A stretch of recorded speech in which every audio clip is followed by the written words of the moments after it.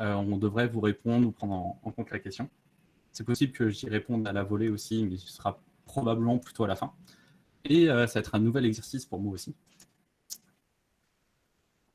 Et on va pouvoir, je pense, commencer tranquillement. Il est 33, les gens de toute façon nous rejoindront au fur et à mesure et ça devrait le faire aussi. Ok. Du coup, bonjour à tous.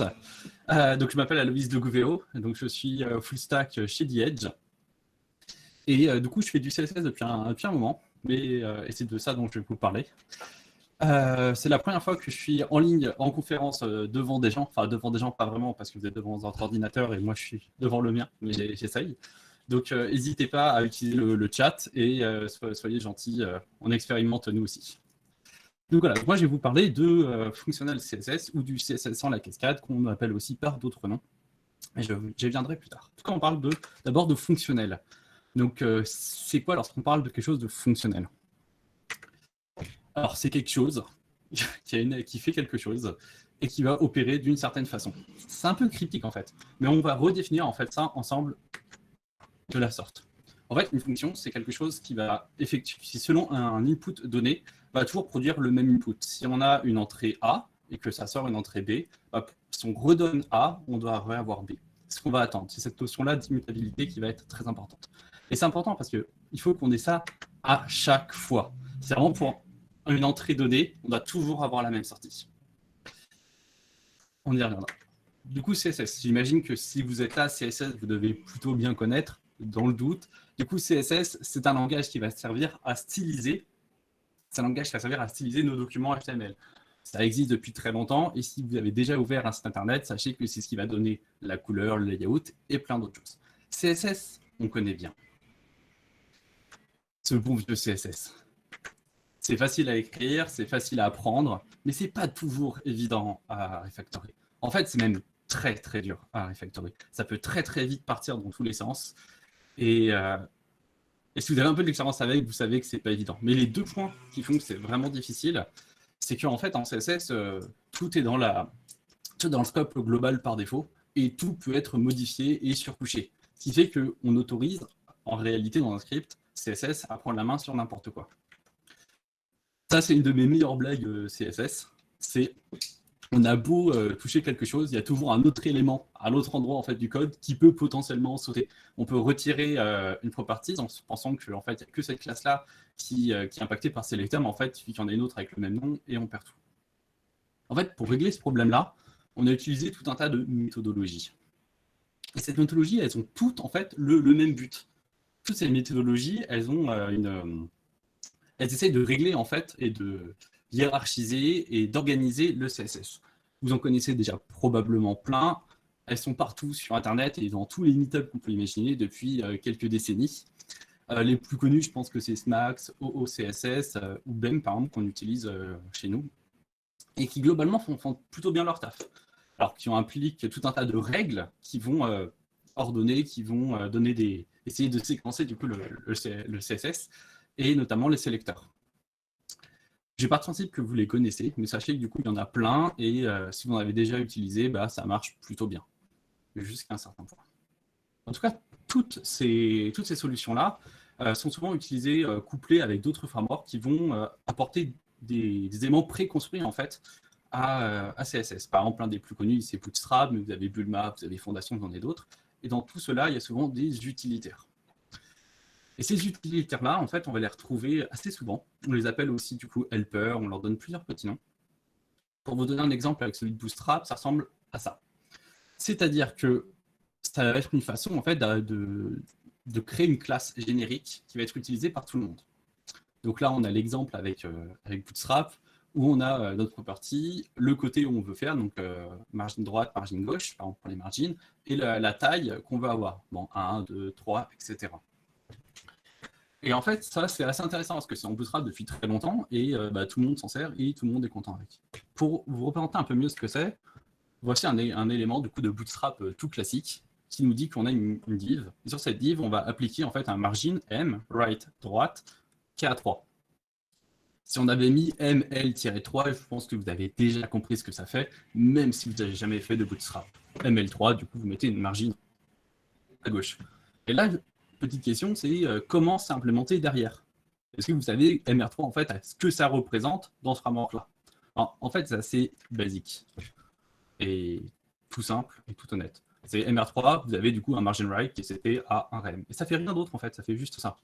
Donc un rem, en fait, avec le niveau du 3. Mais si on avait 4, on sait qu'on serait au-dessus d'un rem, et 2, ce serait un 2. Et ainsi de suite. Et en fait, être une classe utilitaire, c'est pas grand-chose, c'est tout petit, mais ça marche bien. Et c'est un travail vraiment très honnête. Ça fait ce qu'on lui demande, ni plus, ni moins. Donc c'est facile à apprendre, facile à retenir. J'imagine que vous avez déjà retenu du coup comment on fait un margin right en Bootstrap, si vous n'en aviez pas vu. Et la question c'est, est-ce que c'est fonctionnel? En fait, vous voulez déjà un petit peu du... Oui, ça fait... Est-ce que ça fait une chose? Oui. Et pour un input donné, du coup, MR3, ça va toujours sortir le margin right à un rem. On ne va pas le changer, on ne va pas l'altérer. C'est vraiment quelque chose qui est fourni en fait par le framework et qui ne va pas être altéré par vos développeurs ou plus tard, qui ne va pas évoluer. C'est ainsi, il est défini. MR3, c'est le 3e niveau en fait de margin qu'on veut à droite. C'est tout, c'est rien d'autre que ça. Du coup, en soi, oui, c'est fonctionnel, on est bon. On est bon avec ça. Et du coup, à partir de là, ça fait une super intro, mais où est-ce qu'on va?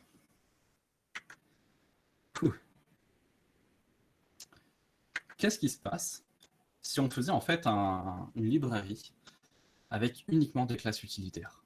Comme le MR3, comme le ML3, comme le MR1, comme le PR1, mais avec tout en fait, avec tout CSS. On va essayer de tout surcoucher et de définir en fait chaque classe comme étant un utilitaire. Chaque classe étant à présent du coup la plus petite unité possible qui ne prend qu'une chose et qui retourne qu'une chose. Alors, en fait, ça, d'autres gens y ont déjà pensé.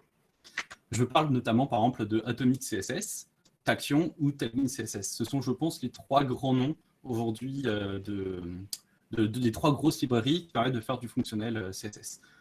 Il y en a peut-être d'autres, je ne les connais pas forcément toutes. J'imagine qu'il y en a d'autres, il y a souvent des librairies qui se créent assez souvent dans le web. Et moi, je vais vous parler essentiellement de Tailwind, parce que c'est celle que je maîtrise le mieux et que j'ai utilisé le plus. Mais il me semble que Atomic CSS est peut-être la première qui a été créée. Je ne saurais pas trop dire. Mais en tout cas, il y en a plusieurs qui existent et c'est un peu à chacun de trouver celle qui marchera pour lui, voire pourquoi pas la recréer vous-même. En tout cas, je vais vous montrer un peu de Tailwind. Alors, juste un instant, ça c'est quelque chose que je trouve vraiment bluffant. C'est qu'en fait, on est en train d'éditer et vous allez voir comment en fait les classes réagissent. Donc si vous avez du hot reload chez vous, vous pouvez expérimenter ça sans souci. Mais en gros, là, on a quoi? On a un P6 qui va faire son taf. Si là, on met un XAuto, en fait, on va setter au milieu. Là, on va ajouter un texte LG, on va juste augmenter la taille par rapport au défaut. Un texte Purple 500, on va setter en fait à violet, c'est du texte color. Texte VA 600, ça va être du gris. Classe text center, on va centrer le tout. Et en fait, on va pouvoir du coup définir la totalité de notre code juste avec ces classes-là. On prend la même chose que ce qu'on faisait avec des classes utilitaires, mais on va juste définir la totalité du CSS de la sorte. Et ça marche vachement bien en fait. Alors ça marche vachement bien, mais il y a quand même des caveats. Déjà, il y a pas mal de personnes qui sont pas du tout fans de ce truc-là. Mais genre, pas du tout fans.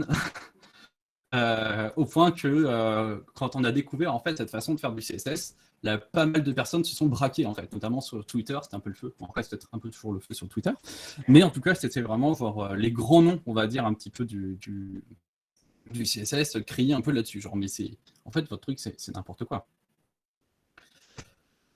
Et je peux comprendre parce que ça va un peu à l'opposé de ce que nous apprend depuis très longtemps. Mais au lieu de juste dire que c'est pas bien, on va essayer de se demander, mais en fait, pourquoi, qu'est-ce qui a été amené ça et qu'est-ce que ça représente?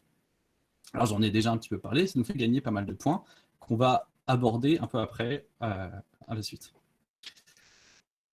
Et puis, de toute façon, il y a toujours des gens qui ne seront pas d'accord avec certaines façons de faire, mais c'est une méthodologie, alors je n'oblige personne à s'en servir.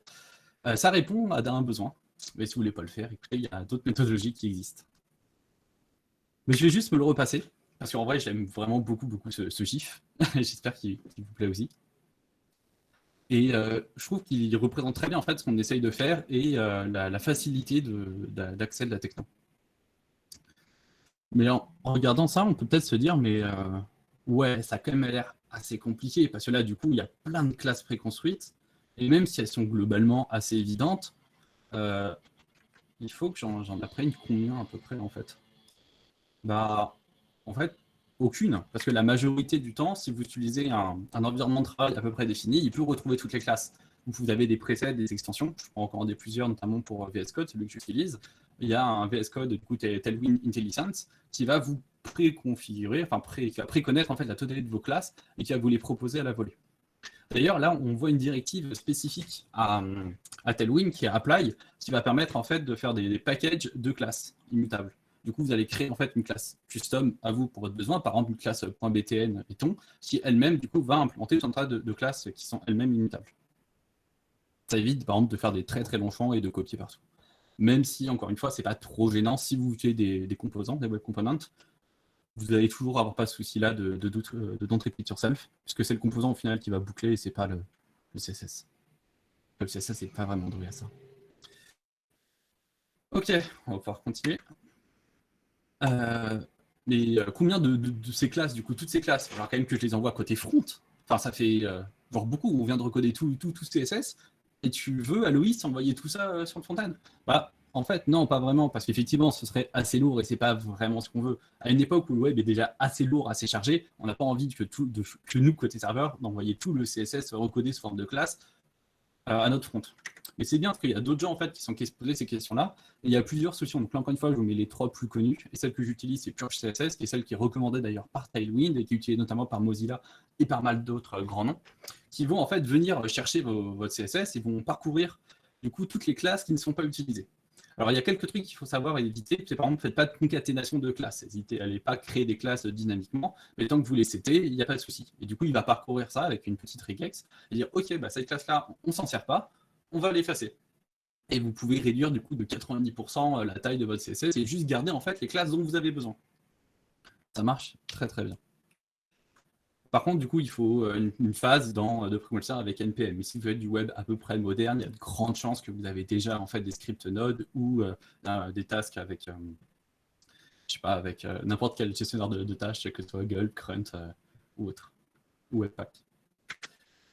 Et du coup, est-ce que tu n'es pas en train d'un peu de nous parler de inline style? Parce qu'en fait, tout ce qu'on parle là, c'est basiquement taper la property style et de mettre son code dedans. Et ben en fait, ouais, le concept est un petit peu le même, mais à quelques petits points qui font que c'est quand même vachement plus intéressant. Alors déjà, on a accès aux media queries. Donc là, encore une fois, je vous prends les exemples de Tailwind.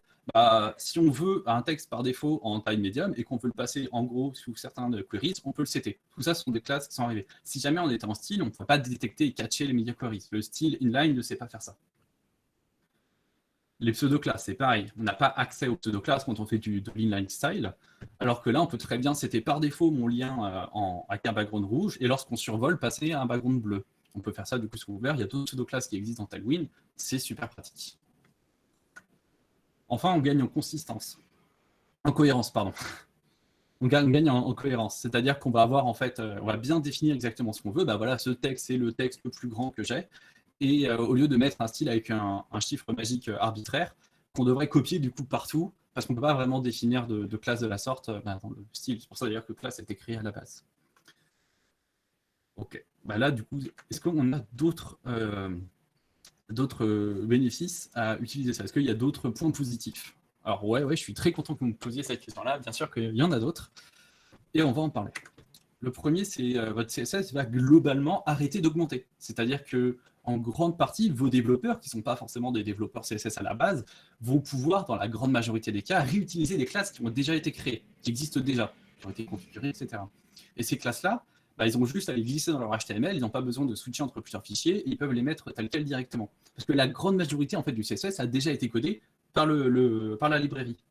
Alors bien sûr, il y a des moments où il faudra recréer de nouvelles choses. Et vous pouvez d'ailleurs très bien coupler du fonctionnal CSS avec du BEM, par exemple, si vous utilisez BEM, et ça va vous permettre du coup de dire, bon, bah, là, explicitement, on a besoin d'avoir une classe ou d'un sélecteur particulier, parce qu'on veut, par exemple, récupérer le premier élément visible qui a un attribut défini quelconque et autre.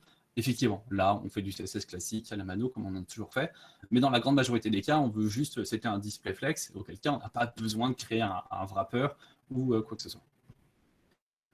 Et je parlais de customisation parce que oui, en fait, on peut customiser tout ça. On peut très bien faire du coup un tailwind.config.js ou juste un tailwind.js et ça va nous permettre en fait de surcharger les défauts. C'est-à-dire que moi, en tant que développeur, je vais toujours faire mon texte pour -lg, mais derrière, si jamais demain on considère que en fait, 16 pixels c'est trop petit, et on veut monter tous les LG à 24 pixels et tous les XL à 32 pixels, on a juste à le CT là. C'est un seul endroit qui va définir la totalité du contenu. Et en fait, c'est quelque chose qu'on fait, c'est nos ressources, et c'est ce qu'on va faire dans pas mal d'autres langages, pas mal d'autres plateformes, et dans pas mal d'autres technos. On peut le faire aussi du coup en fonctionnal CSS. Tu vois, parce que c'est immutable, que ça ne doit pas changer à l'initialisation. C'est juste, ça ne va pas être altéré au fil du temps. Un autre point positif, c'est qu'on va arrêter de créer des classes un peu dans tous les sens. Alors, je tiens à ne blesser personne qui nous regarderait, mais les classes qui viennent là, du coup, j'ai pu en rencontrer certaines au cours de ma carrière. Bien sûr, celles-ci sont inventées et toute ressemblance avec la réalité serait complètement fortuite. Et sauf qu'on peut se retrouver en fait avec du BEM ou du OOCS, avec des noms de classes assez longs. Et en tant que développeur, moi je suis très très très mauvais en fait pour trouver des noms. Et généralement, je vais juste récupérer le nom existant, je vais essayer de rajouter des choses par-ci par-là, d'underscore, et faire genre, ok, bon, si j'ai ma classe, et on avance. D'ailleurs, nommer des choses, c'est genre très compliqué, au point qu'on a une maxime assez courante en informatique, qui est celle-ci, qui est de Phil Carlton et qui a été modifiée par Léon Bambrick. Je prononce peut-être très mal les noms, je m'en excuse. C'est qu'il y a en fait deux choses vraiment dures en fait en computer science, c'est l'invalidation de cache, nommer des choses, et les erreurs by one. C'est vraiment les deux points les plus importants et les plus durs à réussir, du moins selon eux. Et je suis d'accord sur Naming Things que c'est très très dur d'avoir un nom qui soit à la fois pertinent et qui reste dans le temps. Et on se retrouve très très vite en fait avec des noms à rallonge, à toujours rajouter autour des factory, machin, truc, et ça ne ressemble plus à rien. Là au moins on n'a plus à nommer les choses. Donc, tant qu'on n'a pas besoin de créer des nouveaux sélecteurs, ce qui arrive assez rarement du coup, bah, tout est déjà nommé par défaut. C'est super cool. Du coup, en fait, tout ce que tu nous présentes, Aloïs, c'est que le CSS fonctionnel, c'est juste la pratique de définir des classes unitaires qui n'ont qu'un seul but, dont le nom est basé en fait sur ce qu'elles vont faire. Bah ouais, en fait, c'est juste ça. Ça fait un moment que je vous parle maintenant, mais tout ce que j'ai voulu vous dire, c'est en fait, on a des classes qui ont un nom et on va les utiliser pour ce qu'elles font. Comme notre MR3 d'avant de Bootstrap, sauf qu'on a ça pour tout. D'ailleurs, il y a des gens qui n'utilisent pas Functional CSS comme nom pour définir en fait cette pratique, mais qui vont utiliser Utilitary First CSS, ou qui vont appeler ça Immutable CSS, Immutable CSS. Vous verrez trouver plusieurs noms. Il y a des gens qui appellent ça aussi Atomic CSS, parce que du coup, c'est des valeurs atomiques. J'aime bien Functional CSS parce que ça fait référence du coup à un paradigme qu'on utilise partout, et que Santiago vous parlera un peu plus tard, qu'on utilise dans des langages à part entière. En fait, finalement, tout ça, c'est quoi? Bah, en fait, le seul enjeu qu'on perd en faisant tout ça, c'est en disant non à la cascade. Et là, je reviens en fait à cette conférence. C'est quoi le but? C'est de dire bah, qu'est-ce qui se passe si on fait du CSS sans la cascade? La cascade, ça a été créé en fait pour éviter de se répéter, mais maintenant qu'on a des web composants et qu'on a des directives, on n'en a plus vraiment besoin. Genre, plus du tout en fait. On peut juste utiliser notre CSS et appliquer directement nos classes, et ça marche très bien. Et voilà. Je ne sais pas si vous avez des questions ou si on en a eu ou quoi. Donc s'il y en a, je vous écoute. Vous pouvez les écrire dans le chat. Je ferai un plaisir d'y répondre.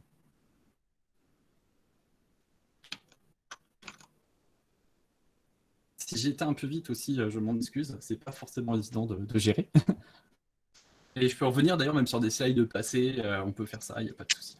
Alors Louis, on a une première question qui est sur le refactoring. C'est pas vraiment un problème parce que quand tu veux refactorer quelque chose, mettons que tu dois, je sais pas, genre déplacer des classes ou quoi, c'est pas vraiment un problème. Mettons que tu as un composant qui est dans ta page et tu décides de ce composant maintenant c'est plus le dernier, mettons, mais ça doit être le premier.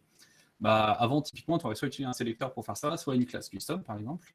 Bah, maintenant, vu que ta classe est unitaire, tu n'as plus besoin d'utiliser genre un first child, par exemple, ou autre chose. Ou si tu avais une classe, mettons, no margin top container toto, bah, tu peux juste le glisser. Et ton container, maintenant, enfin ton sélecteur, ça, le nom n'a plus aucun sens. Sauf qu'il y a peut-être des gens qui s'appuient sur ce nom-là. Donc, tu ne peux pas forcément le refactorer aussi facilement qu'avant. Aujourd'hui, pour faire ça, tu aurais juste mis du coup une classe pour ton margin. Et tu as juste à remplacer en fait le nom par un autre nom. Tu sais que vu qu'il est immutable, tu ne vas impacter rien du tout, et c'est juste ton HTML que tu vas changer. Peut-on apprendre le langage CSS seul? Oui, complètement. Aujourd'hui, il y a plein de ressources en ligne pour l'apprendre. À l'époque, moi, je l'avais appris ça sur le site du Zéro, qui a été renommé depuis. Mais il y a plein de MOOC en ligne pour apprendre le CSS sans souci. D'ailleurs, je m'invite même à apprendre le CSS d'abord seul, enfin pur en gros le CSS en soi, avant de passer à des méthodologies et des frameworks et des librairies quelconques. C'est-à-dire que le CSS de base permet de faire énormément de choses. Et il y avait deux points vraiment compliqués pour moi, je pense, en CSS, c'était le layout et les sélecteurs. Alors, les layouts, aujourd'hui, c'est une très bonne époque pour en faire parce que on a Flex et on a Grid qui sont globalement supportés. Donc, je dirais apprendre le CSS seul, il n'y a pas trop de soucis grâce à ça, ou du moins le layout en CSS. Les sélecteurs, c'est encore un peu de boulot. Je recommande CSS Dinner pour d'ailleurs travailler au sélecteur CSS, qui est un très bon site que je mettrai du coup en lien. Et sinon, bah, y a plein de tutos en ligne et je ne pourrais pas en recommander un en particulier là de tête, mais je dirais taper MOOC CSS ou WebDev. Il est trouvé sur EDX, il y en a plusieurs. Ma compagne en a fait un récemment qui est très très bien. Mais du coup, c'est à vous de chercher. Je pourrais passer celui qu'elle a fait à la limite. C'est de Harvard et c'est sur EDX. Voilà. Je sais pas s'il y a d'autres questions, d'autres choses. De rien.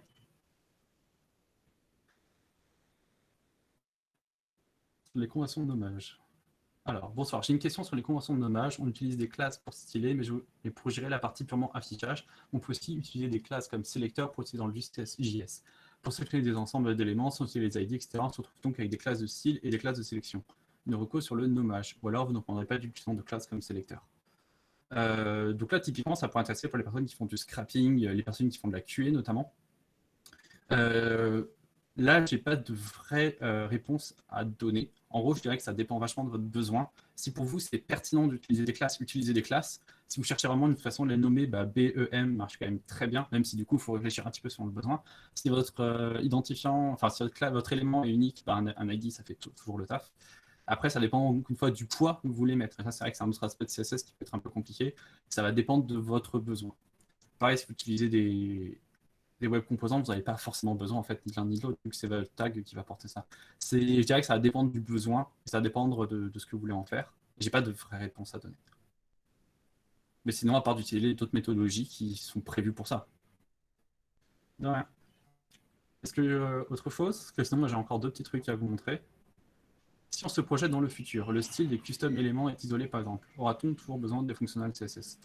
Pas forcément. En vrai, là, je dis ça un peu comme ça, mais je ne sais pas trop de quoi le futur exactement sera fait. Je ne sais pas si CSS sera encore un langage pratiqué, autre que du legacy dans 5-6 ans, même si honnêtement, je ne pense pas qu'il bouge, on a encore du COBOL aujourd'hui un peu partout. Mais peut-être qu'on imaginera un jour où on aura un équivalent, par exemple, de WebAssembly pour le JavaScript, on aura peut-être quelque chose pour le CSS, pour faire du templating, peut-être qu'on pourra faire du XAML à part entière, comme certains frameworks proposent déjà de faire du XAML côté front. Peut-être qu'un jour, il y aura d'autres façons de le faire. Si jamais les éléments sont isolés et permettent de faire ça, peut-être qu'on pourra effectivement se passer de ça. Aujourd'hui, Functional CSS, ça date de quoi? De 2016-2017. Ça fait, je dirais, à peu près 2 ans que ça a un momentum et qu'on voit du Functional CSS arriver en prod. Donc je pense que c'est encore un peu de temps devant lui, mais je ne sais pas à quel point on en aura encore besoin un jour. Il y a des gens qui font du CSS in JS et du coup qui passent un peu au-dessus de ce besoin-là. Il y a d'autres alternatives, je pense. On verra. Je ne sais pas trop de quoi le futur est fait.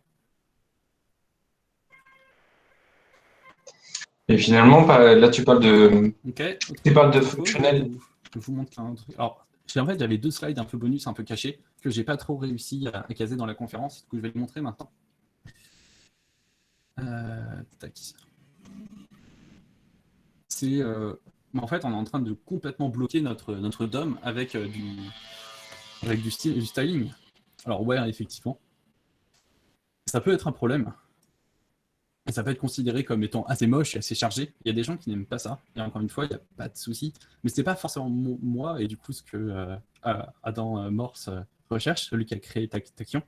C'est qu'au final, ce que je veux surtout, c'est que moi en tant que développeur ou d'autres développeurs qui n'ont pas forcément envie de mettre les doigts dans du CSS, on va dire classique, et d'apprendre ça, puissent s'en servir et créer en fait des éléments visuels propres, définis, en respectant des règles typographiques déjà écrites, et d'avoir quelque chose d'un peu clé en main. Et c'est un peu le but d'un framework, sauf que là, du coup, on n'a pas la lourdeur que le framework imposerait. Du coup, ouais. Alors, et j'en avais une deuxième dans le même genre, une autre citation que j'avais envie de partager. Et en fait, on est en train d'apprendre un autre langage en plus que le CSS. Est-ce qu'on ne pourrait pas faire ça directement? Bah, au final, je trouve que c'est même presque plus simple comme ça. Et c'est moins error prone. Genre quand on doit gérer, par exemple, c'est pas genre c'est font size à la main, on part vite dans tous les sens. Mais c'est quelque chose qui est aussi défendu par d'autres éléments, d'autres frameworks. Donc là, on a un peu, je dirais, des avantages sans forcément avoir les inconvénients. Et au final, on garde les mains là où on est, dans le HTML. Donc bon, c'est des retours que je trouve intéressants. Si vous avez d'autres questions ou d'autres choses que vous aimeriez voir, et sinon, bah, on va pouvoir passer à un petit entracte avant de passer à la suite. Merci, merci Thierry.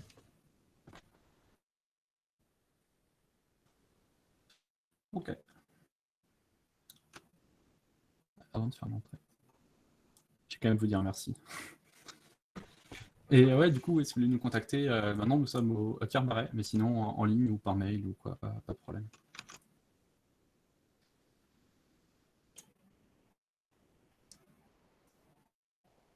Santiago, tu prends la suite. Donc je vous invite du coup à ne plus suivre cette discussion que j'ai fait et à passer sur Santiago. Donc il va falloir retrouver Santiago. Oui, merci Aloïs pour la présentation. Donc je vous Santiago demande... Botero. Santiago, est-ce que tu es là? Tu m'écoutes? Je vais parler à Aloïs dans le chat. Je pense qu'il a coupé le son. Non.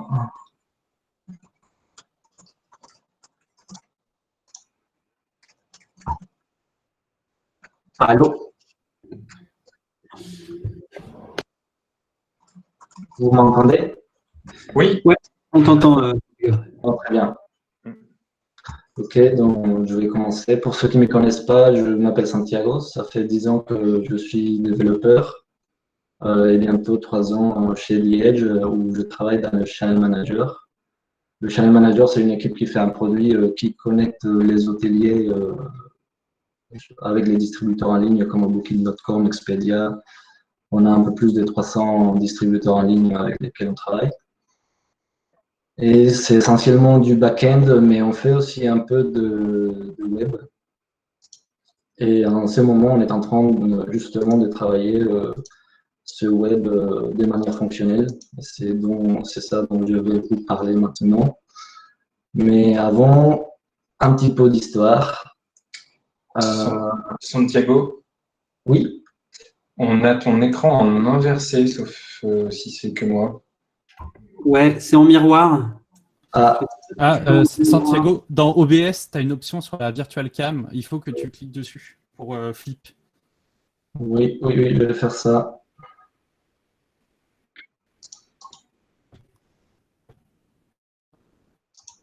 C'est mieux? Ouais, c'est impeccable. Ouais, c'est bon, ça marche. Parfait. Donc, comme je vous disais, il y a 10 ans, quand j'ai commencé, on faisait du web avec plein de choses, mais surtout avec du jQuery. C'était une librairie que tout le monde aimait parce que c'était simple et efficace. On faisait une sélection des objets d'album et enchaînait des méthodes sur cette sélection. On montrait on les affichait, on les montrait, on changeait la taille, on rajoutait de ces styles. C'était plaisant de travailler avec parce que c'était simple et ça marchait. Et pour cette raison, ça a été un gros succès, utilisé un peu partout dans la web. De telle façon que même aujourd'hui, ça c'est des statistiques de la semaine dernière, 74% des sites à peu près utilisent jQuery, que ce soit de façon directe ou en dépendance. Et donc, du fait que jQuery est une librairie basée sur des principes fonctionnels, on pourrait dire que en fait, le web est déjà fonctionnel depuis très longtemps. Même si l'architecture générale de l'application restait un peu objet, on utilisait beaucoup du jQuery. Donc, on a utilisé beaucoup déjà des concepts fonctionnels. Un peu la sorte comme on utilise aujourd'hui Link en C#. Et c'était vraiment quelque chose de très bien, travailler avec jQuery. Et ça a été tellement un succès que ça a influencé aussi les sélecteurs l'API des sélecteurs qu'aujourd'hui la plupart des navigateurs implémentent nativement. Donc en fait, jQuery a été basé sur 3 principes généraux, mais donc c'est certainement là que faisait que le JavaScript marchait sur tous les navigateurs qu'il a fait très populaire. Mais surtout les 2 principes derniers, je pense que c'est les plus importants parce qu'en fait, ça produisait un code qui était simple, concis et donc plus facile à écrire, mais aussi plus facile à lire et surtout à maintenir, ce qui boostait un peu la productivité. Et le dernier principe, en fait, je ne savais pas que c'était une très bonne chose jusqu'à ce que, en fait, en 2010, AngularJS arrive. Et c'est là que j'ai quitté les web development, les front-end. Parce que sur AngularJS, en fait, il y a toujours 2 problèmes principaux qui rendent le développement du web d'une application UI très complexe. La première, c'est cette markup, en fait, AngularJS a mis une couche. Santiago, excuse-moi de te couper. Est-ce qu'éventuellement tu pourrais peut-être enlever ta vidéo personnelle parce que les slides sont un petit peu floutés et je pense que ça pourrait peut-être aider si tu enlèves ta vidéo. La vidéo, oui. Alors, pas la vidéo complètement, mais juste. Ouais, limite, essaye de couper OBS, en ce cas-là, s'il n'y a pas la vidéo, et de passer directement par le partage d'écran de Hangouts. Je suis d'accord. Ouais, je vais m'en demander par chat pour le VPN. Désolé pour ce petit détail technique. Couper le VPN, c'est une bonne idée si tu en as un. Arrêtez de télécharger, c'en est une autre. Sinon, ouais, Théo nous a partagé une idée aussi en chat qui peut être intéressante dans les options vidéo. Regarde si tu as bien l'envoi et de baisser la qualité peut-être. Changer. Ok, donc je coupe OBS et je passe en présentation normale. Ouais, on va essayer ça. Un peu mieux, quoi. Ok. C'est mieux pour vous? Montre les slides, on va voir. Là, pour le moment, on voit un fond d'écran, entre guillemets.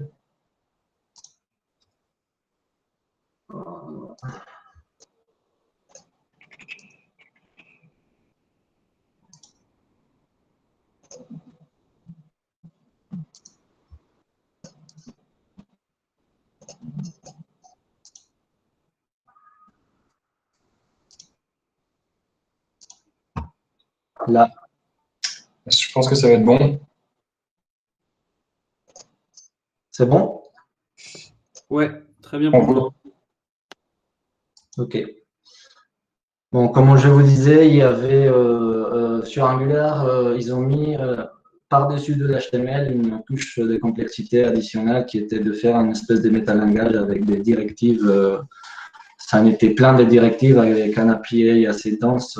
Donc, par exemple, on avait une div qu'on définissait, qu'on marquait comme étant un objet contrôleur, auquel on devait lui donner un nom. Ce nom devait coller à une fonction JavaScript. À l'intérieur de cette div, on définissait des inputs, par exemple, qu'on marquait comme étant comme appartenant à un modèle qui était défini nulle part. Et en fait, c'était dans la tête du développeur, et ce qui rendait la chose très très compliquée dans une application, une grosse application. Et un troisième élément qui était contenu dans cette espèce de contrôleur, c'était aussi du templating. Donc, on pouvait afficher des informations de ce modèle un peu virtuel sur le même contrôleur. Donc, en fait, il y avait 2 langages additionnels à apprendre à part l'HTML, le JavaScript, le CSS, etc. Et Angular, ce qu'il faisait, c'était d'interpréter tout ça et injecter quelque chose qui s'appelait scope dans cette fonction JavaScript. Les scopes, c'était la source de toutes mes migraines à l'époque. Et en fait, c'était très très complexe et ça l'est toujours. Mais la chose la plus complexe, c'était surtout ça. C'était ce qu'ils ont appelé les two-way data binding. C'était que les changements dans la vue changeaient immédiatement le modèle et les changements dans le modèle changeaient immédiatement aussi la vue. Ce qui pouvait parfois représenter des race conditions parce que si l'utilisateur il appuie sur un bouton 3 fois, ça va lancer le même traitement 3 fois en parallèle et puis le modèle va être changé, etc. Et pour pallier avec ces race conditions, on devait dans le code implémenter plein de flags et des ifs et les codes devenaient très vite du spaghetti. C'était compliqué. Donc, si on fait un résumé de l'histoire du web, en 2006 est apparu jQuery qui a été un gros succès, qui a été utilisé par presque tout le monde et ça l'est toujours, comme on a vu. Après, c'est apparu AngularJS qui était un gros échec. Et puis, en 2013, apparaît React avec un modèle novateur. Bon, React, c'était plus juste un moteur de vue. Donc, il s'est concentré vraiment sur la vue de comment rendre l'HTML de façon rapide et clean, mais qui a été couplé par la suite avec un modèle de développement, par exemple avec Redux. Et ensuite, on annonce Angular 2 ou Angular tout court en 2014 pour qu'il finalement sorte une première version qui était stable en 2016. Donc aujourd'hui, Angular 2 a moins d'utilisateurs que AngularJS parce que bon, quand AngularJS est sorti du fait que c'était fait par Google, tout le monde a voulu y aller dessus et il y a plein de sites qui se sont développés avec. Et donc, on ne décommissionne pas des sites rapidement. Donc, aujourd'hui, les gens qui ont commencé des sites en AngularJS continuent à le faire. Et puis, Angular 2 n'a pas beaucoup décollé. Et on pourrait dire que c'est tout ce qui s'est passé, mais entre AngularJS et React, il y a un petit qui est sorti, qui exposait un modèle de développement assez intéressant qui s'appelle Helm. Donc, ce qui était intéressant en Helm, c'était que une application en Helm ressemble à peu près à ça. Il y a l'application Helm qui prend des messages du navigateur et il prend des messages un par un et change l'HTML. Mais plus intéressant encore, c'est ce qui se passe à l'intérieur de l'application elle-même. Et ça se passe comme ça, en fait. C'est une espèce de boucle qui est complètement fonctionnelle et qui change la vue de façon incrémentale. Donc, il y a des messages qui arrivent dans la fonction update. Et cette fonction update change ce modèle. Et par la suite, le modèle est passé à une fonction de render qui transforme ce modèle en HTML et qui donc affiche la vue. Et il n'y a pas de possibilité de faire des race conditions dans ces modèles-là parce qu'il y a une seule direction de flux des données. Donc, il n'y a pas de race condition possible. Tous les messages sont sérialisés, c'est traité un par un à la suite de l'autre. Et nous, chez Diege, dans l'équipe Channel Manager, on a plusieurs applications déjà qui fonctionnent comme ça. Et on est en train de construire une nouvelle. Et ça a été vraiment un succès parce que c'est vraiment un truc facile à écrire, facile à interpréter, facile à débugger, à lire, à maintenir. Mais on les fait dans quelque chose qui s'appelle Helmich. Donc Helmich, c'est une implémentation du modèle Helm qui est devenu très connu. Même Redux, c'est une implémentation de ce modèle Helm, Model View Update. Et ce Helmich, il s'exécute grâce à Fable. Et Fable, c'est quoi? C'est un compilateur qui compile du code F# en JavaScript.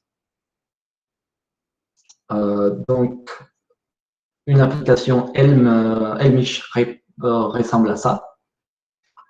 On a un modèle, ici, un modèle avec un champ hello de type string. Des messages, c'est ce que l'application va faire en fait. On envoie un message par chaque changement de modèle qu'on souhaite. Et ici, on a seulement un message qui s'appelle GotHello et qui contient une information de type string.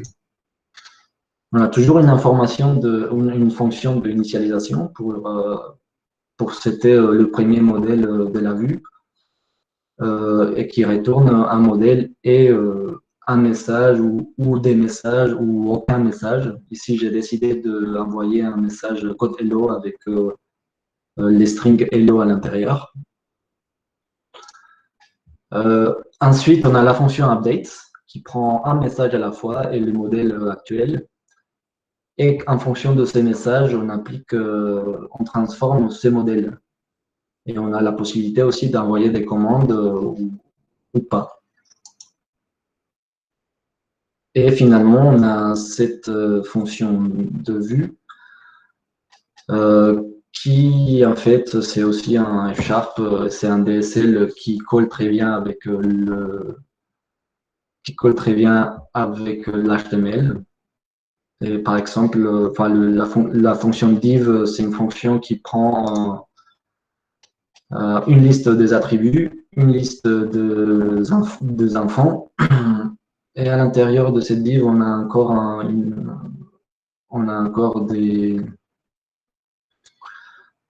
image, un titre 1 et un titre 2, et sans surprise, l'HTML est montré, c'est ça. Et si on complexifie un petit peu l'application, et on rajoute par exemple une textbox pour avoir la possibilité d'interagir avec l'utilisateur, donc on peut faire de cette façon-là. J'ai rajouté un deuxième champ name dans le modèle, deux messages additionnels, un pour indiquer quand la textbox a changé et l'autre pour changer en fait l'affichage du hello. La fonction init ne change pas beaucoup, il faut juste initialiser aussi les nouveaux champs dans le modèle. Et dans la fonction update, on a deux nouveaux méthodes, deux nouveaux messages à traiter et donc deux nouvelles possibilités de changer le modèle.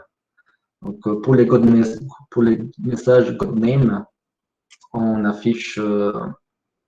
change le champ name avec la valeur qui contient le message. Et pour le say hello, en fait, on modifie le champ hello avec cette valeur-là. Donc, avec ce qui est contenu dans les names du modèle, on le colle au hello. Et puis, dans la vue, j'ai rajouté un input de type texte avec un placeholder et attaché une fonction quand ça varie. En fait, ça va dispatcher, ça va envoyer à la fonction update ce message GotName avec la nouvelle valeur du textbox. Et un bouton qui va envoyer quand on fait cliquer dessus, le message Say Hello qui ne contient aucune donnée, seulement Say Hello. Et encore sans surprise, ce que ça affiche, c'est cet HTML-là. Donc, je vais faire une petite démo juste pour vous montrer l'expérience de développement qui est assez incroyable. Et je pense que Aloïs va bien aimer. Toujours. Je mets en place tout. Tac, tac.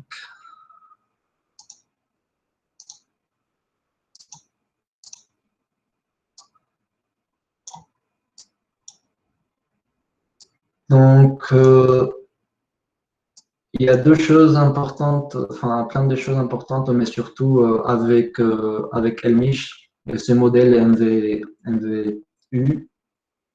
on peut utiliser les Redux DevTools parce que en fait, Redux c'est une implémentation des MVU et qu'ils ont fait aussi un API pour que les gens qui implémentent ces modèles puissent les utiliser. Et ici en bas dans le terminal, quand je voulais vous montrer aussi les hot reloading duquel Aloïs a parlé dans sa presse. Dès que je vais changer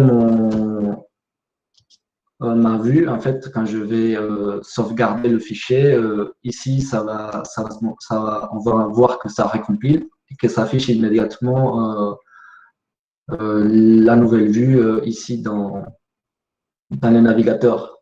Et cette expérience, lors du développement, est assez importante parce que ça permet de voir qu'est-ce qu'on est en train de faire de façon immédiate, en fait. Donc, voilà, si vous regardez, voilà, ça change immédiatement, ça recompile, c'est presque instantané. Et ici, dans les codes, j'ai la première version que je vous ai montrée. Je vais venir sur une version avec le Xbox. Vous allez voir que ça va aussi changer le navigateur de façon presque immédiate. Voilà. On a le nouveau code, ça fonctionne. Et si on interagit avec, vous allez voir ici dans les Redux DevTools ce qui se passe. Donc, je vais dire hello à Aloïs.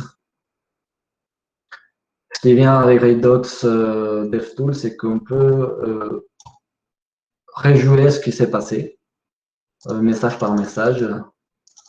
Et comme ça, si un utilisateur a des bugs, on peut même stocker le stack des messages qu'il a envoyé pendant son utilisation et débugger après pourquoi on a ce comportement que l'utilisateur a remonté comme un bug.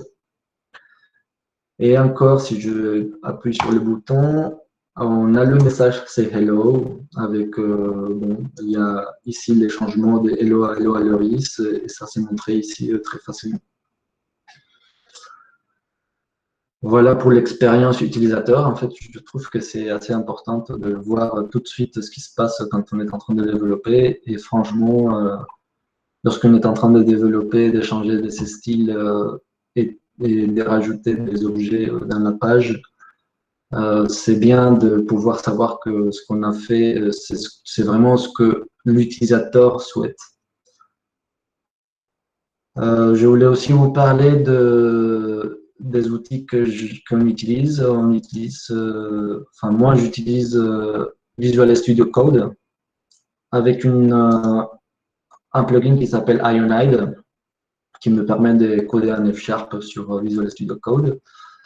Et j'ai utilisé aussi un template pour ce code-là, les gens qui font le stack safe, dont je vais vous parler tout de suite, on fait. Donc, en fait, le stack safe, c'est quoi? C'est de pouvoir faire aussi bien les clients, donc la partie qui va sur le navigateur, et les serveurs, tout en F#. Ça a pour avantage de juste avoir besoin de connaître un seul langage, même si de temps en temps, il faut bien connaître l'HTML, le CSS et un petit peu le JavaScript, etc. Mais au moins, la base code est dans un seul langage.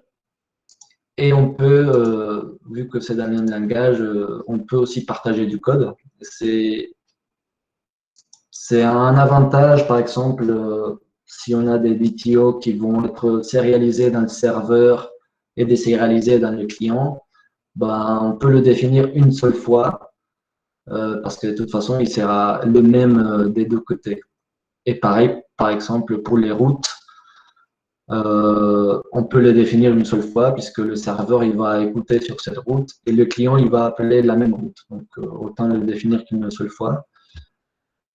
Et on pourrait aussi imaginer de la logique de validation. On valide certaines choses sur les clients et aussi sur le serveur. Sur les serveurs, c'est une histoire de sécurité, mais sur les clients, c'est plus une histoire d'expérience utilisateur. Donc, autant coder cette logique de validation une seule fois et on peut la partager facilement. Donc, c'est des choses qui boostent la productivité et que facilitent aussi la maintenance par la suite. Voilà. Donc, si vous voulez utiliser Safe, vous pouvez aller sur ce site sur les Quick Start. On installe les dépendances, ce dont on a besoin, et puis il y a une template qui a deux modes. Il y a un mode minimaliste, que c'est celui que j'ai installé et que c'est celui dont je vous conseille d'utiliser dans un premier abord. Comme ça, vous avez quelque chose de très simple et utilisable tout de suite.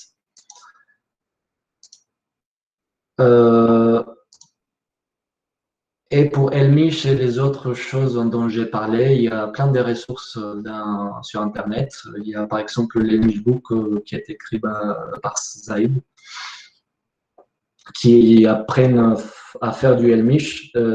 On peut faire du Helmich sans forcément utiliser un serveur en F#. On peut utiliser aussi un serveur, un Node ou ce que vous souhaitez en fait.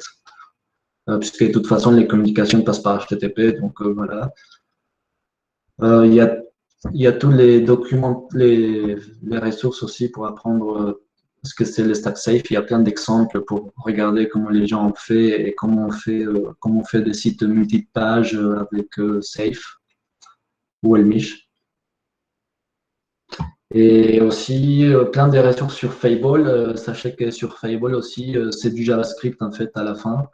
Et on peut faire du Fable sans forcément faire du Helmich ou sans forcément faire du Safe. Par exemple, il y a des gens qui ont codé des plugins pour Visual Studio Code, puisque Visual Studio Code, à la base, utilise des plugins qui sont codés en TypeScript. On peut le faire en Fable aussi, puisque de toute façon, à la fin, ça sert à du JavaScript. Et ça marche, c'est un plugin, c'est un autre type d'application qui peut être fait en Fable avec les avantages que F# propose. Et pour apprendre les F#, il y a F#.org, mais surtout ce site F# for Fun and Profit qui est écrit par Scott Washin, et c'est un site vraiment très complet. Et même si vous ne voulez pas apprendre les F#, mais juste apprendre le paradigme fonctionnel, ce site vous apprend d'une façon très pratique ce paradigme, sans aller dans la pureté du fonctionnel qui est parfois très, très dense à apprendre dans un premier abord. Voilà, si vous avez des questions.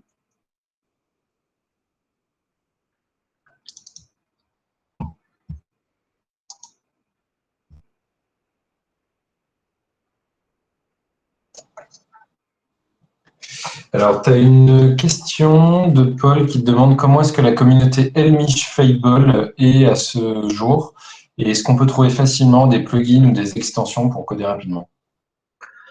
Oui, en fait, le plugin sur Visual Studio Code, il n'y a besoin que de Ionid. Après, on peut utiliser n'importe quelle IDE, Rider ou Visual Studio pour coder en F#. En fait, c'est du F# qui est un langage qui a un très bon outillage de développement. Et puis, il y a besoin que de ça, en fait, plus NPM qui est pour le JavaScript et Node.js, enfin, les trucs basiques pour faire du JavaScript.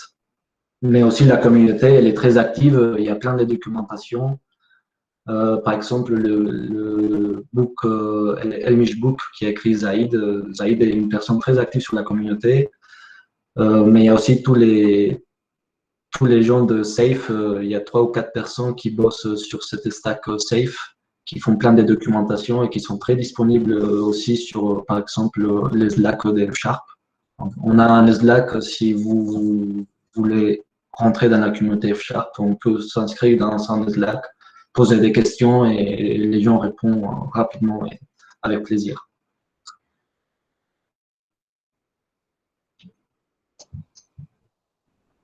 Et en fait, comme je disais, si vous allez sur les Quick Start de Safe, vous commencez dans 10 minutes et vous commencez à écrire du Yenish.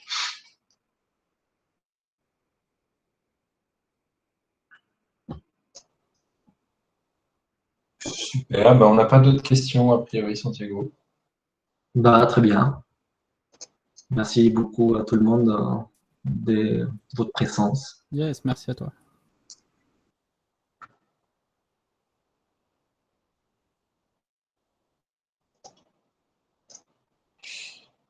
Antoine, tu veux dire un petit mot sur le meet-up ou pas? Ouais, j'en ai un petit que je peux glisser. Du coup, donc c'est la première session que nous on faisait, que du coup The Edge organisait en ligne. On prévoit d'en faire d'autres, mais on va essayer de aussi travailler un petit peu tout ça.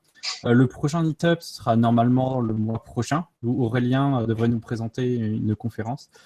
On n'a pas encore complètement fixé la date, ça arrivera, mais de toute façon, toutes les informations seront communiquées sur la page Meetup, sur le groupe Meetup. Donc ça arrivera. Voilà.